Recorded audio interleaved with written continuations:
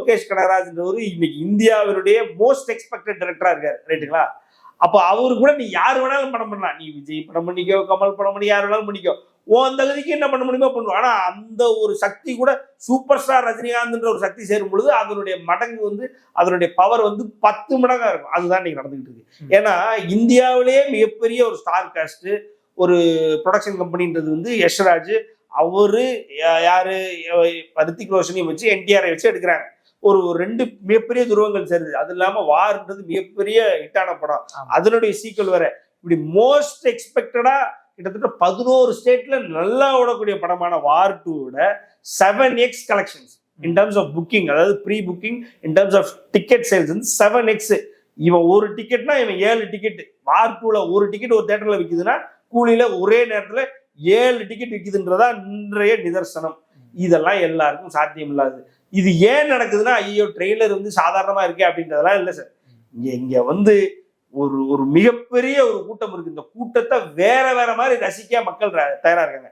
என்னன்னா அமீர்கான் சொல்றாரு, நான் இது வரைக்கும் என் வாழ்க்கையில இத்தனை 30-35 வருடங்கள் ஏறக்குறைய நடிக்கிறாருன்னு அத்தனை வருடங்களில் ஒரு படத்தை கதை கேட்காம ஓகே சொன்னதுல அவர் வந்து உட்கார்ந்து இருக்கும்போது ரஜினின்னு சொன்னாரு ஓகேன்றாரு.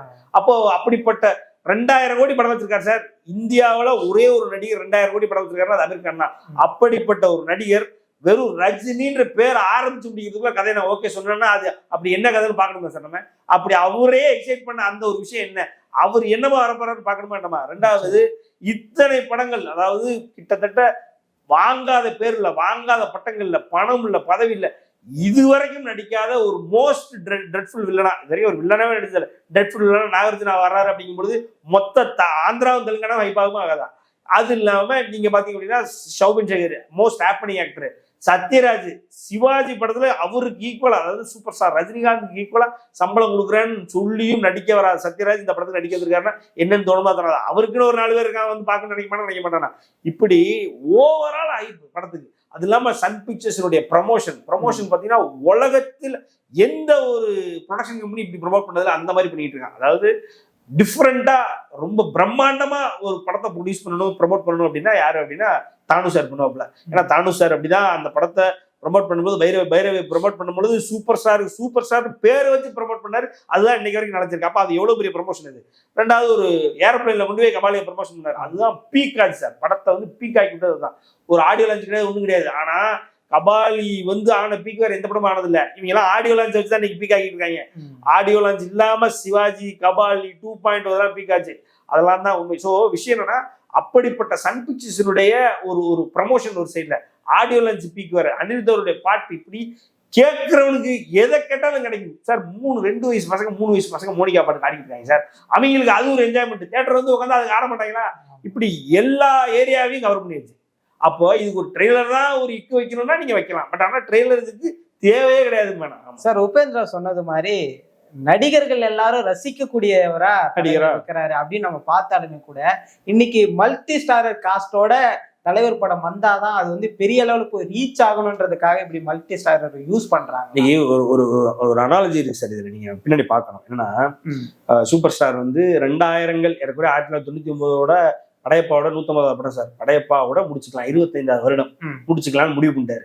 அதுக்கப்புறம் இமயமலைக்கு போறன்ற அளவுக்கு பேச ஆரம்பிச்சாப்ல. இங்க வந்து 2 பேர் போய் தீ குளிக்கிறோன்னு ஒரு வீட்டு முன்னாள் தீ குளிக்க போய் அதுக்கப்புறம் தான் நடிக்க வந்தாப்புல. பாபாவுடைய அனௌன்ஸ்மெண்ட் கொடுத்தாங்க. ஸோ அவரு அதாவது இன்னைக்கு KGF 2, பாகுபலி இதெல்லாம் சொல்றாங்க இல்லையா, இதுதான் 95ல பாஷா.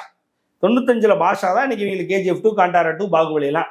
ஒரு நடிகன் அவன் வாழ்க்கையில ஒரு படம் நடிச்சு அந்த படம் வந்து இந்தியா முழுக்க பேசப்பட்டது, ஏறக்குறைய உலகத்துல இல்லாத மார்க்கெட்டெல்லாம் கிரியேட் பண்ணுச்சு அப்படின்னா அது பாஷா தான். இப்போ அதுதான் வந்து இந்த KGF, பாகுபலி எல்லாம் பண்ணிட்டு இருக்கு. அப்போ அதெல்லாம் பார்த்துட்டாரு. இப்போ KGFக்கு அப்புறம், இப்போ பாகுபலிக்கு அப்புறம் பிரபாஸ் எவ்வளவோ ட்ரை பண்றாரு, முடியாது பாகுபலி ரீக்ரியேட் பண்ண. பட் ஆனாலும் அவருடைய படங்கள் ஓரளவு கலெக்ஷன்ல பெரிய அளவு தான் இருக்கு. அந்த மாதிரி தான் பாஷாக்கு அப்புறம் தலைவர் அப்படியே சரி இனிமே அப்படியே இருக்கலாம் அப்படின்ற மாதிரி ஒரு முடிவு பண்ணி அவர் இது வந்து அவருடைய அப்சல்யூட் பிரைம்னு சொல்றேன். அப்சல்யூட் பிரைம்னா இப்போ அவர் பிரைம்ல இல்லை அப்படின்னு பார்த்தா இப்போ ஒரு பிரைம்ல தான் இருக்காரு, இப்போ ஒரு உச்சத்துல தான் இருக்காரு. அப்சல்யூட் பிரைம்னா ஒரு கடைக்குட்டி, அதாவது இப்ப பிறந்த குழந்தை வரைக்கும் நீ ரஜினிக்கு மட்டும் தான் ஃபேனா இருக்கணும்ன்ற ஒரு டைம் இருக்கு தெரியுமா. இப்ப பாத்தீங்கன்னா செதறி இருக்கு. சிவகார்த்திகேயன் கொஞ்சம் பேர் இருக்கா, அஜித் கொஞ்சம் பேர் இருக்கா, விஜய் கொஞ்சம் பேர் இருக்கா. ஆனா அப்ப சூப்பர் ஸ்டாருக்கு மட்டும்தான் ஃபேனு, வேற எவனுக்கும் இருக்க வாய்ப்பே இல்லைன்ற ஒரு டைம்ல நடிச்சு முடிச்சு எல்லாத்தையும் பார்த்து முடிச்சு அவரு ரிட்டையர்மெண்ட்டை நோக்கி நேர ஆரம்பிச்சாரு சார். அதாவது இவங்க நீங்களாம் ஆடட்டும், சிங்கப்பூர்ல ஒரு இடத்துல சொல்றாரு, நீங்க ஆடுங்க, நானும் ஸ்டேடியத்தில் உட்காந்து விசில் அடிச்சு நானும் வேடிக்கை பார்க்குறேன், எவ்வளோ நாள் தான் நாங்களே ஆடிக்கிட்டு இருக்கேன்ற ஒரு இடத்துல. இன்னொரு இடத்துல பார்த்தீங்க அப்படின்னா சாமி ஆடியோ லான்ச்சில் சூர்யா நல்லா பண்ணிட்டு இருக்காரு, விஜய் நல்லா பண்ணிட்டு இருக்காரு, விக்ரம் நல்லா பண்ணிட்டு இருக்காரு, எல்லாம் நீங்க ஆடுங்க, நாங்க முடிஞ்சது எவ்வளவுதான் அப்படின்ற ஒரு ரேஞ்சுக்கு போயிட்டாரு சார். அவரு ரிட்டையர்மெண்ட் வச்சு சரி இவங்க ஏதாவது பண்ணுவாங்களான்னு பார்த்தா இவங்களை தவிர, அதாவது தமிழ் சினிமா தான் சவுத் இந்தியன் சினிமாவுடைய கிங் எம்பரர். அந்த எம்பரர் யாரு? அந்த மகுடம் சூடாக மன்னனாக சூப்பர் ஸ்டார் ரஜினிகாந்த் இருக்காரு. இங்க உள்ள எந்த சவுத் இந்தியன் ஆக்டரும் அவருடைய கலெக்ஷன் முந்த அவருடைய மாச 6 ரீச் பண்ண முடியல, அப்படி வச்சிருந்தா தமிழ் சினிமாவை. ஆனா இவங்க எல்லாரும் இவங்க முந்திட்டாங்க சார், எல்லாரும் முந்திட்டாங்க. அதாவது கர்நாடக சினிமா ஒண்ணுமே இல்லாத கர்நாடக சினிமாவில் இன்னைக்கு இவங்களோட 3 படம் ஹையஸ்ட் கலெக்ஷன்ல இருக்கு சார். பாகுபலி, அதே மாதிரி அங்க தெலுங்கு சினிமாவில் எல்லா படமும் தமிழ் சினிமா முந்திருச்சு. ஏறோட 10 படம் சொல்லலாம். மலையாள சினிமால முந்திக்கிட்டு இருக்கு சார், மலையாள சினிமால முந்திக்கிட்டு இருக்கு. இப்படி வச்சிருக்காங்க. இப்பவும் இங்க சூப்பர் ஸ்டாருடைய படம் தான் அதிகபட்ச கலெக்ஷனா இருக்கு. அப்ப மறுபடியும் நம்ம அவர்கிட்ட தான் போறோம். அவர்கிட்ட போறோம், ஐயா நீங்க தான் 1000 கோடி எடுத்து கொடுக்கணும்னு சொன்னா, எப்பா என்னைய ரசிக்கிற அந்த நான் ஃபுல் பிரைம்ல இருந்து நான் என்னை மட்டுமே ரசிச்ச அந்த டைம் முடிஞ்சு போச்சப்ப இப்ப நான் என்ன பண்ண முடியும்? 1000 கோடி உனக்கு வேணுமா அப்படின்றதுனாலதான் இப்ப இவங்க எல்லாம் சேர்த்து போடுறாரு. இல்லைன்னா அவருக்கு தேவையில்லை சார். அவர் பாட்டுக்கு சும்மா உட்காந்துட்டு என்ன சொல்றது, நான் என்ன சொல்றேன், உள்ளு மலர் மாதிரி ஏதோ ஒரு கதை, இந்த வீட்டுல உட்காந்துட்டு அப்பா மகனுக்கு ஏதாவது கதை சொல்ற மாதிரி, இந்த பாவனாசம் மாதிரி ஒரு கதை எடுத்துட்டு போயிடலாமே. உட்காந்து அவர் பாட்டுக்கு ஜாலியா வீட்டுக்குள்ளே உட்காந்து போயஸ் கடையிலே உட்காந்துட்டு அங்கிட்டு இங்கிட்டு போய் ஏதோ ஒரு பேருக்கு அவர் எவ்வளவு சம்பளம் கண்டாலும் கொடுப்பாங்க சார். எதையாவது சத்தமே நம்ம சைலண்டா, முதுகு வலிக்காம, கை வலிக்காம, கால் வலிக்காம, இந்த நைட்டு ஷூட்ன்றாங்க. 60 நாள் நைட் ஷூட் அவருக்கு எடுக்கணும். என்ன சார் அவசியம்? எல்லாம் பார்த்துட்டாரு சார். என்ன சார் அவசியம் சார்? பணம் தான் அவர் குறி, அதனாலதான் உட்காந்து விடிய இன்னும் உட்காந்து நடிச்சுட்டு இருக்காருன்னு சொல்றாங்க. பணம் குறினா 1000 அட்வர்டைஸ்மெண்ட்ல அவர் நடிச்சுக்கலாம் சார். அவரு சும்மா கேட்டா டிவி சேனல்ஸ் அவர் பேர்ல எழுதி கொடுத்துட்டு போயிருவாங்க. அந்த அளவுக்கு ஒரு பவர் இருக்கு. ஆனா அதெல்லாம் பணம் ஒரு குறியா அது பண்ணிருக்கலாமே. இது கம்ப்ளீட்டா இப்ப 1000 கோடி அவரை நம்பிதான் நம்ம இருக்கிறோம் இருக்கு. அப்ப அப்படிங்கும் பொழுது இப்ப என்ன பண்ண 1000 கோடி வரும் அப்படின்னு பார்த்தா இவங்கெல்லாம் எடுத்து போட்டாதான் வரும். வேண்டான்னு சொல்றீங்களா? அவர் பாட்டுக்கு பாவனாசம் மாதிரி அப்படிலாம் இந்த 3 BHKல வராங்களே, இந்த சரத்குமார் வர்றாரு, அப்படிலாம் இந்த பிரதீப் படத்துல சத்யராஜ், இந்த மாதிரி அவரும் உட்காந்துட்டு போயிருவாரு. என்ன ஆகுது? அப்பவும் 100 கோடி கேட்டா கொடுப்பாங்க. ஏன்னா அவர் இருக்காருன்னா சும்மாவே ஒரு கூட்டம் பார்க்க வரும் சார். இதெல்லாம் ஒரு பிளான். இந்த பிளான்ல போனாதான் தமிழ் சினிமால 1000 கோடி. இப்ப இருக்கிற ஒரு மோரகடைக்கும் வராது 1000 கோடி.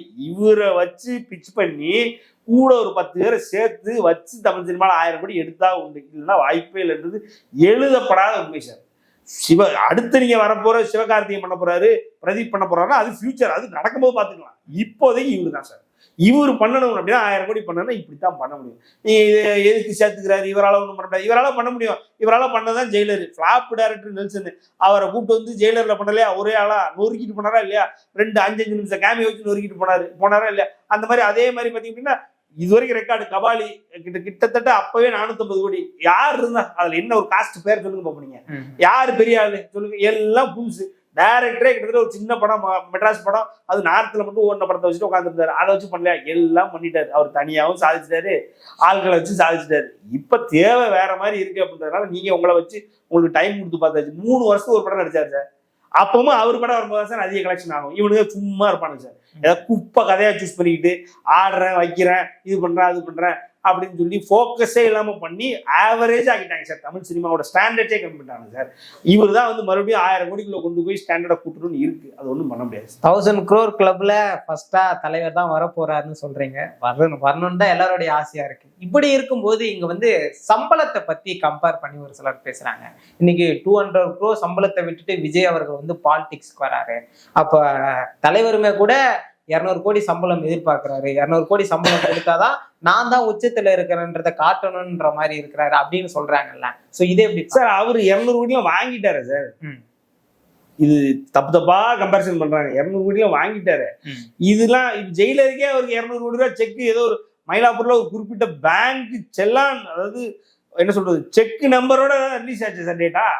அதுவே 200 கோடி ஆச்சு சார். இவங்கள விடலாம் அவரு என்ன சார், அதாவது இவனுக்கு கோடியில வாங்கும்போது அவரு 100 crores வாங்கிட்டு இருந்தாரு சார். இவனுக்கு கோடியில வாங்க ஆரம்பிக்கும் போது அவர் 100 crores வாங்கிட்டு இருந்தாரு. அதனால அவர் கூட எவரு கூடயும் கம்பேர் பண்ண முடியாது. அவர் எப்பயோ 100 கோடி 200 கோடிலாம் தாண்டி போயிருக்காரு. அது இல்லாம நீங்க இப்ப சொல்ற விஜய் அவருடைய சம்பளம் அப்படின்னு சொல்றீங்களா, அவரு ப்ரொடக்ஷன் பண்றாரு. அதனால அவர் எவ்வளவு நாள் ஒரு சம்பளம் கொடுத்துக்கலாம். இங்க அப்படியாது நீங்க கடைசி விஜய் படங்கள் எல்லாத்துலயும் பாருங்க ஜெகதீஷ் பழனிசாமி ஒருத்தர் இருக்காரு, அவர் தானே ப்ரொடியூசரு. ஆமா. அப்போ கோ ப்ரொடியூசர் அப்படிங்கும்போது அந்த படம் எல்லாம் எங்கிருந்து வருது? விஜய் படம் தானே. இது இந்த அளவு கூட கண்டுபிடிக்க முடியாத அளவுக்கு அறிவிக்கிறவங்களா சார் தற்கொலைகளா நம்ம இருக்க முடியும்? விஜய் ஃபேன்ஸ் தற்கொலைகளா இருக்கலாம், நம்ம அப்படி இருக்க முடியாது இல்லையா? விஜய் அவர்கள் வந்து அவருடைய அட்மினை வச்சு படங்கள் ப்ரொடியூஸ் பண்றாரு. 200 என்ன 300 500 கொடுத்துக்கோ, இப்ப யாருக்கு அப்புறம் நீ பாட்டு கொடுத்துக்கோ, உள்ள வாங்கி வெளியில கொடுக்குறதுல என்ன சார் இருக்கு? ஒரு அக்கௌண்ட்ல இருந்து இன்னொரு அக்கௌண்ட்ல மாறினா சம்பளம்னா சம்பளம் சொல்லிக்கோங்க. இது அப்படி இல்ல, உழைச்ச துட்டு இது வாங்க போறது ஒருத்தர் கையெழுந்து சம்பளம் வாங்குற சார். எந்த நடிகனாவது சார் இது வரைக்கும் எத்தனையோ ஆடியோ லான்ச் பார்த்துருப்பீங்க, வச்சிருப்பீங்க. ப்ரொடியூசர் தான் கூட கூட்டு வராங்களா? ஏன் கூட்டு வர மாட்டேங்க? ஏன்னா என் முதலாளி ப்ரொடியூசர் தான், என் முதலாளி என் கூட வரணும், எனக்கு மேல அவர் தான் அப்படின்றதால சூப்பர் ஸ்டார் ஒவ்வொரு தடவையும் இவர் கையை அணைச்சு கூட்டு வர்றாரு. சரி, சன் பிக்சர்ஸ் மட்டும் தான் பண்றாரா? லைக்கா கூட என்ன பண்றாரு? லைக்காவுடைய சுபாஷ்கரன் கூட தானே கூட்டு வர்றாரு. லைக்கா ப்ராடக்ட் வந்து என் கம்பெனி மாதிரி அப்படின்றாரு. இதெல்லாம் வந்து நீ உழைச்சு ஒரு ப்ரொடியூசருக்கு நீ அவன் சம்பளத்தை அவனுக்கு வீட்டு கொடுத்து, அவன் செலவினத்தை அவனுக்கு வீட்டு கொடுத்து, அவனுக்கு கொஞ்சம் என்ன சொல்றது ப்ராஃபிட் வச்சேன்னா அவங்க அவனுக்கு சுத்தி வருவாங்க.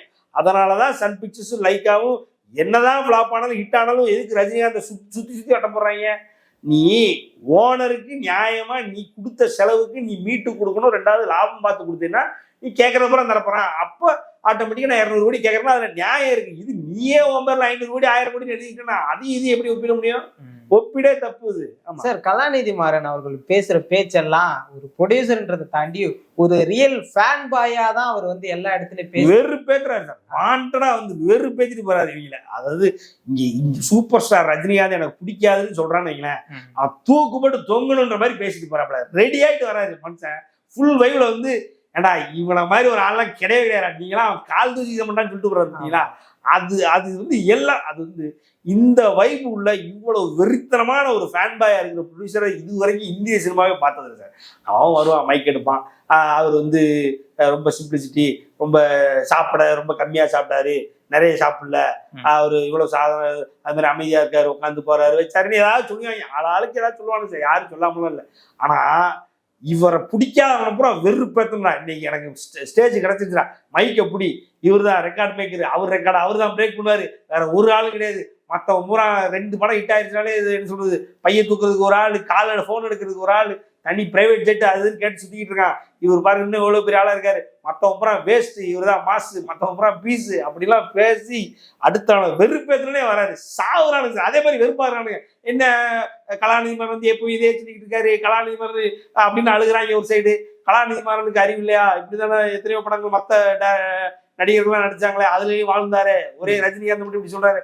நீ வெறுப்பாகு நாய, உனக்கு அதுதான் அப்படின்ற மாதிரி அவர் டீல் பண்றாரு தெரியுமா? அதுதான் சார் அவருடைய வெற்றி. ஆமா, நிச்சயமா கூலி படத்துல இருக்கக்கூடிய பல்வேறு சுவாரஸ்யமான தகவலை பகிர்ந்துட்டீங்க. நம்ம 1000 crore கிளப்போட வந்து திரும்ப கூலி படத்தை பத்தி பேசுவோம். நன்றி.